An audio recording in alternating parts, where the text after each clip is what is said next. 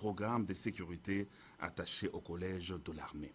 L'ambassadeur extraordinaire et plénipotentiaire de Sa Majesté, le roi du Maroc, Rachid Agassim, est licencié en linguistique et littérature anglaise de l'université de Hassan II à Casablanca.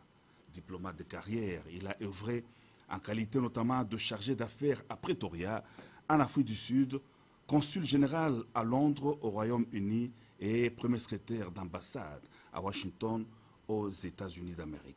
Kim Myong-sik est le nouvel ambassadeur extraordinaire et plénipotentiaire de la République populaire démocratique de Corée, lauréat des décorations et des médailles nationales. Il a été fonctionnaire au département Afrique, Moyen-Orient et Amérique latine, premier secrétaire de la délégation générale de la République populaire démocratique de Corée en République française et coordonnateur directeur général adjoint du département d'Europe du ministère des Affaires étrangères. L'ambassadeur Bart Ouvry, chef de la délégation de l'Union européenne en RDC, a clôturé la série des audiences accordées par le président de la République. Le diplomate européen a obtenu le master en histoire moderne de l'université de Gand et en sciences de communication de la même université en Belgique.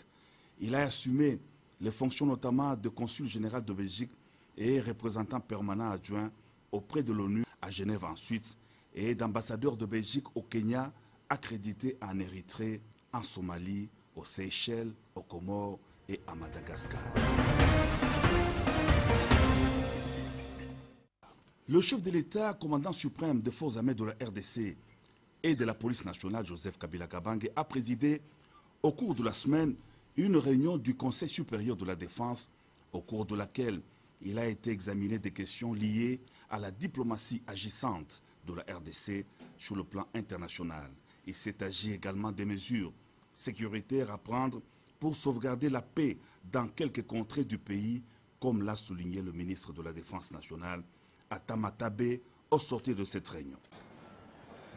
Le Conseil supérieur de la Défense a tenu ce 24 janvier 2017 sa première réunion de l'année sous la présidence de son Excellence Monsieur le Président de la République au Palais de la Nation. Plusieurs points ont été abordés.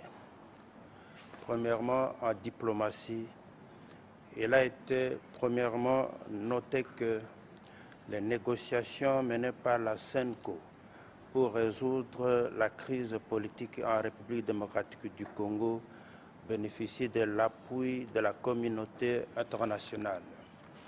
À ce sujet, il a été recommandé qu'une diplomatie fort agissante soit menée, surtout lors du sommet des chefs d'État de l'Union africaine à Addis Abeba en mars prochain, pour que les chefs d'État africains appuient également ce processus comme ils l'ont fait lors des négociations et abouti à l'accord de la Cité de l'Union africaine. En deuxième lieu, en rapport avec la réunion du Conseil de sécurité des Nations Unies prévue en mars prochain sur le mandat de la MONUSCO, il a été décidé que la position de la République démocratique du Congo anciennement défendue soit soutenue.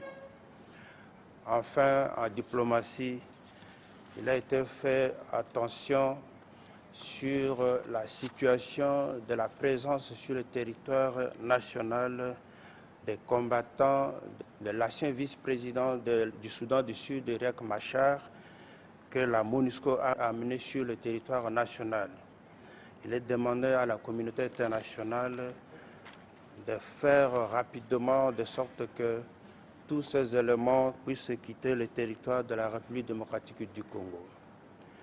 Au plan intérieur, le Conseil a passé en revue une série de situations qui menacent la paix et la sécurité du pays, notamment la menace de déstabilisation de l'Est du pays par le M23, le conflit bantou-pygmée dans la province du Tanganyika, le phénomène Kuluna dans la ville de Kinshasa, les miliciens Kamwina Nsapu dans le Grand Kasaï, le conflit qui oppose aujourd'hui les partisans de Bundu Dia Congo dans le Congo central. Toutes les mesures concrètes ont été prises afin de mettre un terme à toutes ces menaces.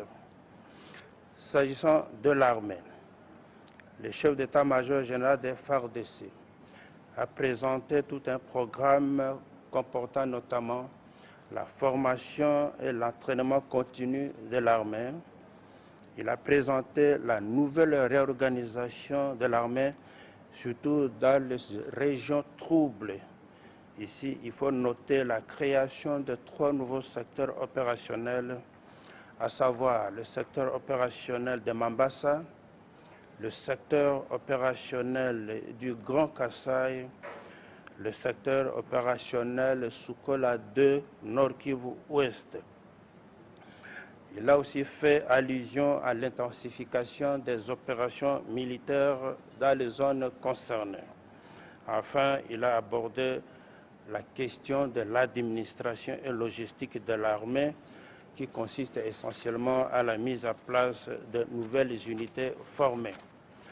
Concomitamment à cela, il est prévu tout prochainement une réunion avec le commandement de la police nationale congolaise pour traiter des questions concernant le recrutement, la formation et l'équipement de cette police, le tout visant la restauration, si vous voulez, la consolidation de l'autorité de la paix.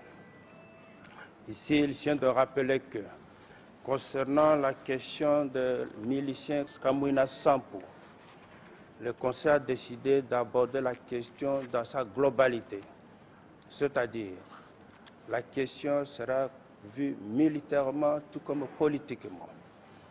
Militairement, nous avons décidé de créer un secteur opérationnel dans le Grand Kasaï pour sécuriser l'ancien Kasaï occidental et l'ancien Kasaï oriental. Politiquement, dès ce jeudi, le Premier ministre, son Excellence Monsieur le Premier ministre, conduira une forte délégation du gouvernement qui va sillonner les 2 provinces, c'est-à-dire d'abord à Kananga, ensuite à Mbujimaï. Là, tous les gouverneurs concernés se réuniront ensemble abordant la question politiquement, si vous voulez, même coutumièrement. Je vous remercie.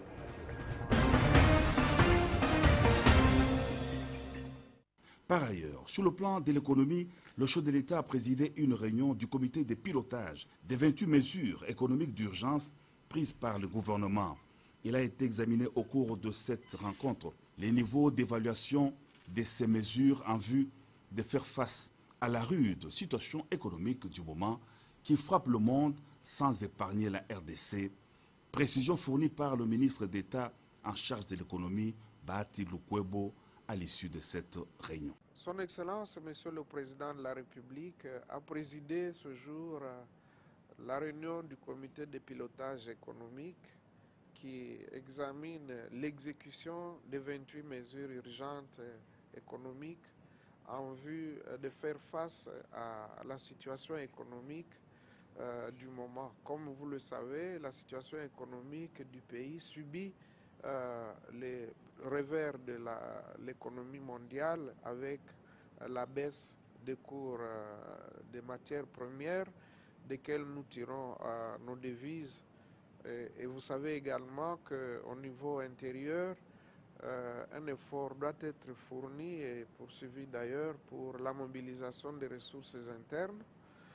C'est ainsi qu'il avait, il y a de cela 2 semaines, instruit les membres du comité de pilotage pour dresser un tableau qui devrait servir en fait de tableau de bord pour la réalisation en temps réel et de manière chronométrée toutes les actions qui doivent nous permettre justement de booster l'économie et de maintenir les agrégats macroéconomiques de manière à ce que nous puissions contenir l'inflation, mais également stabiliser notre monnaie nationale.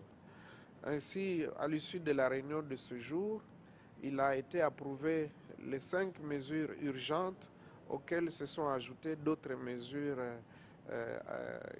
notamment celles touchant à l'agro-industrie qui constitue la priorité de notre action, mais également des actions allant dans le sens d'améliorer la collecte des données ainsi que la chaîne des recettes. Parce que jusque-là, un effort avait été mis sur la chaîne de dépenses en négligeant quelque peu la chaîne des recettes. Maintenant, ça va être une réalité. Nous avons également mis l'accent sur la certification de nos réserves pour attirer les investisseurs. Et nous avons également pensé qu'il fallait motiver les agents et fonctionnaires qui sont chargés de la mobilisation des recettes de manière à ce qu'ils n'aient plus de prétexte pour renflouer les caisses de l'État. Il a été également question de voir comment élargir l'assiette des recettes. À l'issue de cette réunion, des recommandations claires ont été formulées par son Excellence, Monsieur le Président de la République, en demandant à chaque ministre dans son secteur de mettre en œuvre immédiatement les mesures telles qu'elles ont été adoptées. Voilà ce qu'a été la réunion du comité de pilotage économique de ce jour.